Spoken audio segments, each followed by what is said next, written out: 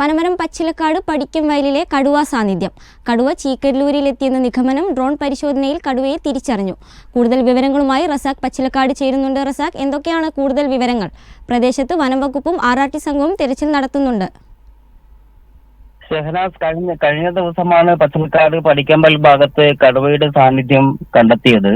ഇതേ തുടർന്ന് കടുവയെ കണ്ടെത്താനായി രണ്ടാം ദിവസവും രാവിലെ തന്നെ തിരച്ചിൽ ഊർജിതമായി തുടങ്ങിയിരുന്നു.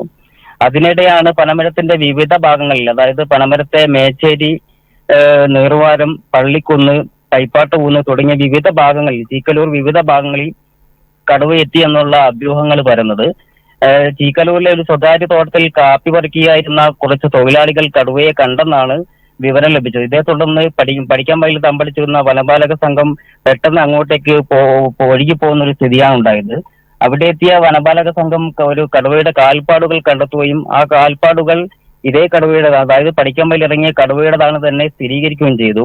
എന്നാൽ ആ കടുവ ഈ പടിക്കമ്പൽ പ്രദേശത്തേക്ക് വന്ന സമയത്തുള്ളതാണെന്നാണ് ഇവരുടെ പ്രാഥമിക നിഗമനം. റസാഖ്, കുങ്കിയാനകളെ എത്തിച്ച് തെരച്ചിൽ തുടരുമെന്നാണ് അറിയാൻ കഴിഞ്ഞത്. കുങ്കിയാനകളെ എത്തിച്ചിട്ടുണ്ടോ?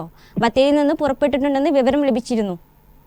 ഷഹാന, രാവിലെ ഏകദേശം ഒരു 7 മണിയോടെ തന്നെ കുങ്കിയാനകളെ എത്തിക്കുമെന്നാണ് വനപാലകർ നമ്മളുമായി പങ്കുവെച്ചത്.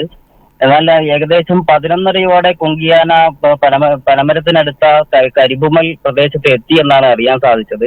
അതിപ്പോ നിലവിൽ പച്ചിലക്കാടുള്ള ഒരു ഇംഗ്ലീഷ് മീഡിയം സ്കൂളിൽ കുങ്കിയാന എത്തിച്ചിട്ടുണ്ടെന്നാണ് പറയുന്നത്. അതുപോലെ തന്നെ കുങ്കിയാനകളെ കൂട് വെച്ച് പിടിക്കാനായുള്ള സംവിധാനങ്ങളും ഇവിടെ ആലോചനയിലുണ്ട്. കൂട് ഇവിടെ പടിക്കമ്പയിലെ ശ്രീനിവാസൻ എന്ന് പറയുന്ന സ്വകാര്യ വ്യക്തിയുടെ വീട്ടുമുറ്റത്ത് ട്രാക്ടറിൽ എത്തിച്ചിട്ടുണ്ട്. ഈ വീട്ടുമുറ്റത്ത് തന്നെയാണ് വനപാലക സംഘം, DFO ഉൾപ്പെടെയുള്ള വനപാലക സംഘങ്ങളിൽ ചിലർ ഇവിടെ തമ്പടിച്ചിരിക്കുന്നത്.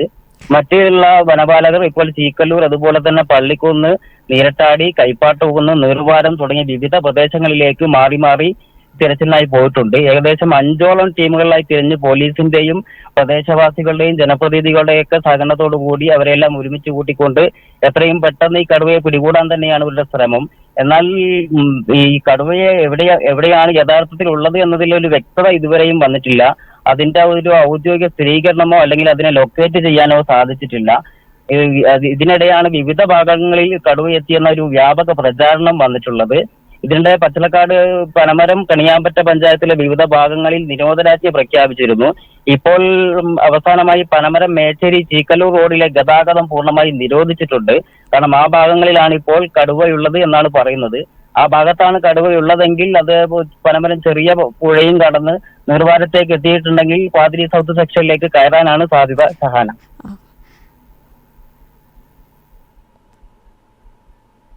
വിവരങ്ങൾ നൽകിയത് റസാഖ് പച്ചിലക്കാടാണ്, പനമരത്തു നിന്നും.